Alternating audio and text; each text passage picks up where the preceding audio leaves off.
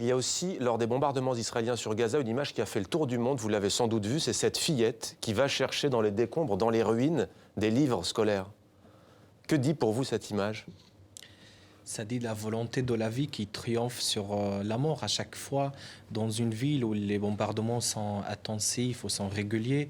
Et on ne peut pas arrêter l'école parce qu'il y a des bombardements. Les gens, ils ont besoin d'aller à l'école. C'est la seule chose, je crois, qui reste aujourd'hui pour cette génération, c'est l'éducation. Et à travers cette éducation, les gens voyagent à travers le savoir, la culture. On ne peut pas vaincre un peuple cultivé. Et c'est le message que la majorité des Palestiniens ont compris depuis très très longtemps. Je rappelle que le peuple palestinien est l'un des peuples les plus éduqués dans le monde arabe, parce qu'il y a ce besoin d'aller vers l'information, d'aller à l'école, d'aller à l'université pour avoir un bel avenir. Alors j'aimerais lire un extrait de votre poème. Qu'allais-tu faire à Gaza ? Point d'interrogation. Entre les ruines des souvenirs et les cadavres des roses, entre les maisons du camp et les verbes du passé simple, entre les vagues aveugles qui embrassent tes pieds et le sable brillant qui te brûle les yeux, entre un ciel qui ne ressemble à rien et un temps qui passe sans passer, entre ces gens perdus sur le chemin de la vie et entre ces deux destins jumeaux qui s'entretuent, qu'allais-tu dire à Gaza? Comment aujourd'hui pouvez-vous raconter les souffrances de ce qui se passe dans ce territoire où vous avez encore de la famille, où au fond, la plupart des grands médias ne parlent pratiquement jamais, si ce n'est qu'en cas de guerre, entre guillemets?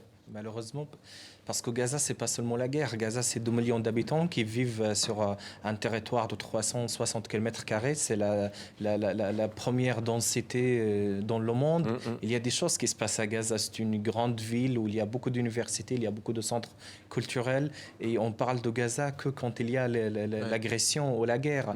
Alors qu'à Gaza, il y a toute cette génération, toute cette jeunesse qui est porteuse d'espoir.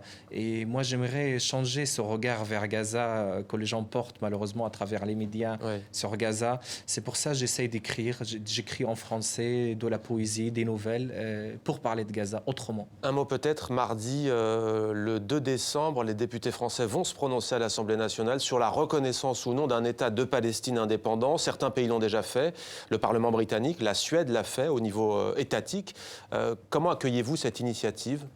Je trouve que c'est une excellente initiative, surtout qu'il est temps aujourd'hui de dire que la communauté internationale tient toujours ses engagements, tient toujours à cette résolution de l'ONU, le fait qu'il y ait un État palestinien. Ça fait 66 ans qu'Israël existe et le temps que la Palestine existe aujourd'hui. Donc pour ceux qui disent que ce n'est pas encore le moment, je demanderais c'est quand alors le moment ?